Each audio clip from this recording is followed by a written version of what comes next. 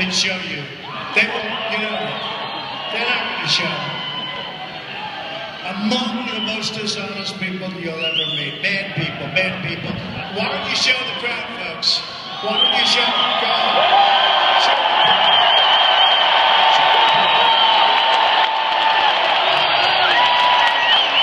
See those cameras out there? We're working on really dishonest people. And I tell it every night. My wife, I come home, I'll have crowds like this. She'll say, were there many people there? Because these guys keep the camera right on my face as small as they can, and they never like to show their dishonest people.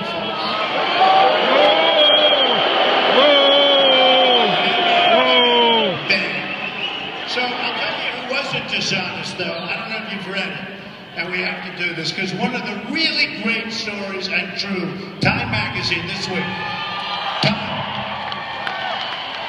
And what they're talking about, it's not just me, it's you. It's a movement that's going on. We have a movement going on. This isn't like a normal situation. These other guys come up, the other candidates come up and they'll have like 59 people. They'll have 104 people. Jeb Bush spent $69 million. He's nowhere. He's got nothing. We should give that money to the veterans and to the wounded warriors. That's what you do.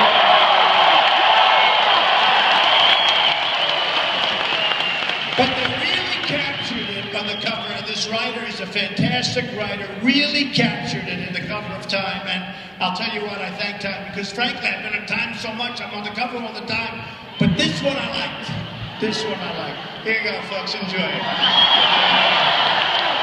Good catch, good catch.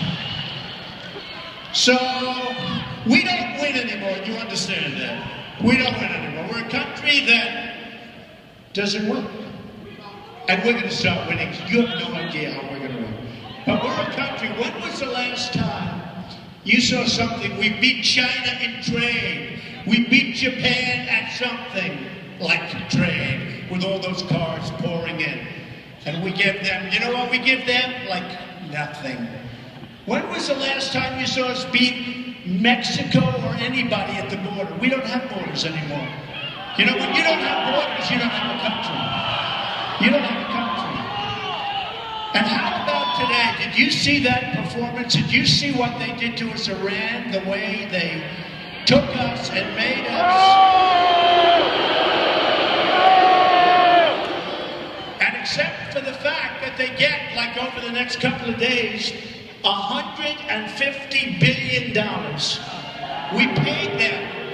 We're giving them $150 billion.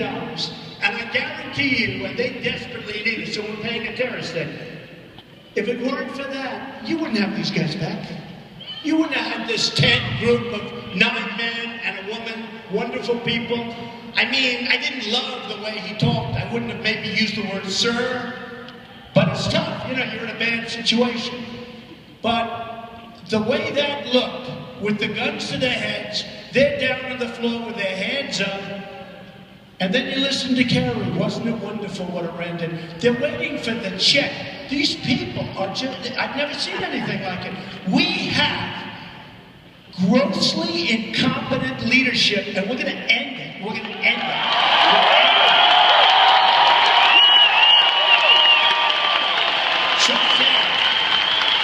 So sad. Now you take a look at Iran. So it starts when? It started in forever. I've never seen a deal take so long. One of the worst deals I've ever seen. So they still have our 4 hostages. You know that. I call them hostages. They're not prisoners. Because now I understand they want to start negotiating for these 4. But they said not 4. We're only going to go 3. Because a writer for actually the Washington Post, who should not be there, and I'm no fan of the Washington Post, I want to tell you, but he should not be there.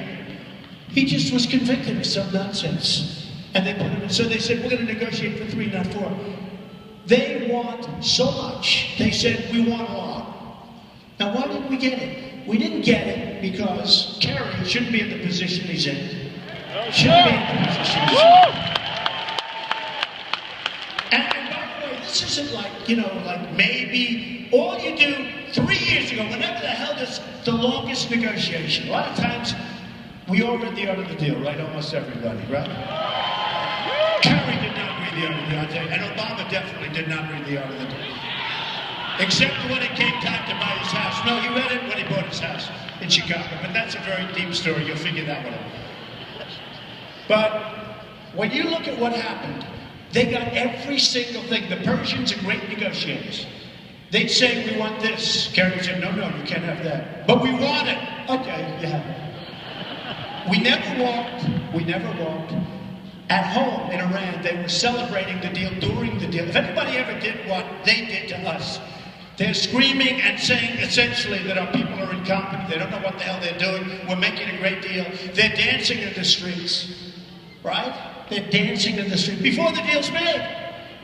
So now we have to give them, like almost immediately, $150 billion. So here's what should have happened.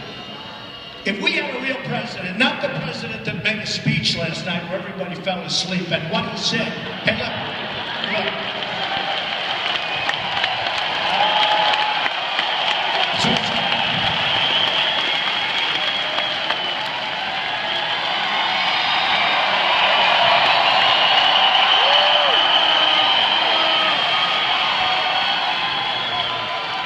He's trying to justify the economy. Let me tell you, first of all, it's the slowest recovery in our history. It's slowest.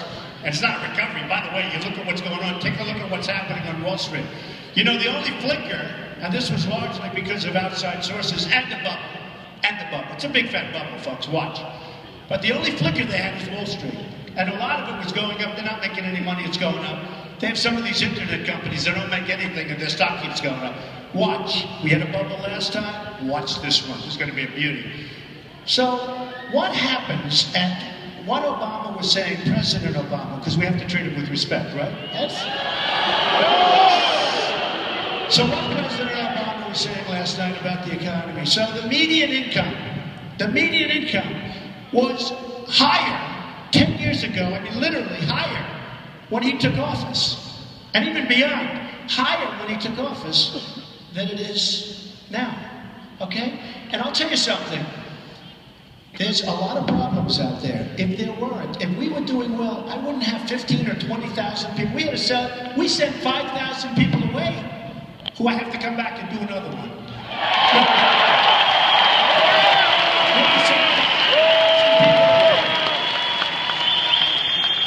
So, just think of this. So you have a president who's African American. Good, I love that. Except, less has been done for African Americans than anybody. They're having one of the worst times they've ever had. African American youth.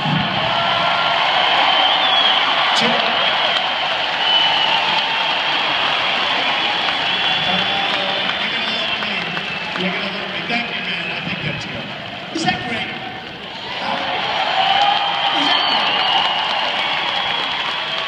There's no teleprompter. He's just become a star. He's a big star. Now you're really good. That's good. That's good.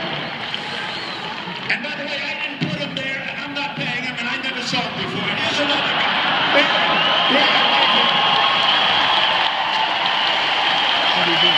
Thank you.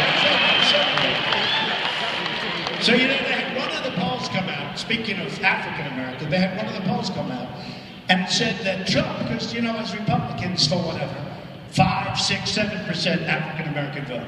Now, one of these polls came out, the pollster said, there's something wrong. Trump at 25%. It was the highest number ever in the history of the pollsters. It was 25%. And the MC, the person in charge of the show, said, wait a minute. If Trump gets 25% of the African American vote, the election's over. We might as well not even have it.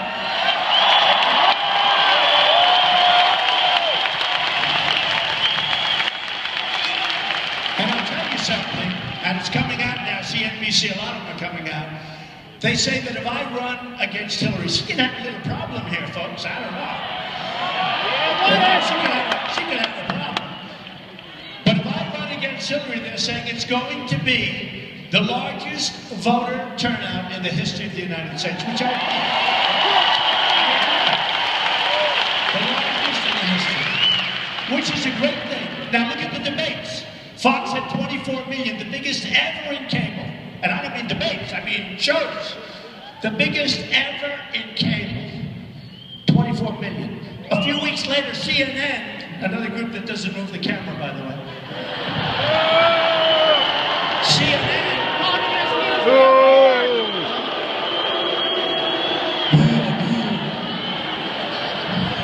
So sad. I mean, it's here we are. We fill this incredible arena. It's an arena, and they won't even show. Yeah, I'm telling you, they don't show. They don't show. I remember. I have to say, 2 weeks ago, I had a place where I had 9,000, 10,000 people. They didn't mention that. A week later, Bernie Sanders had 3,000 people. Who is second? By the way, he's second, but a deep second. Okay, way behind.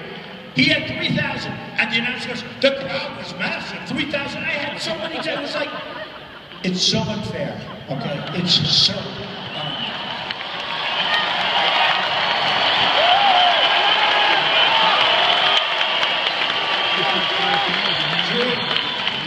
You know, it's kind of funny. Should I tell you a quick New York Times story? Do you want to hear it? So, you talk about, I get so, they killed me. They write the worst stuff and just, so I looked, because friends of mine made a lot of money on the New York Times. And they sold, think of this, for 700, I mean, the whole thing is, in fact, I'll go over something first. They bought a building. It used to, it was bought many years ago. It was like a cathedral, okay? They sold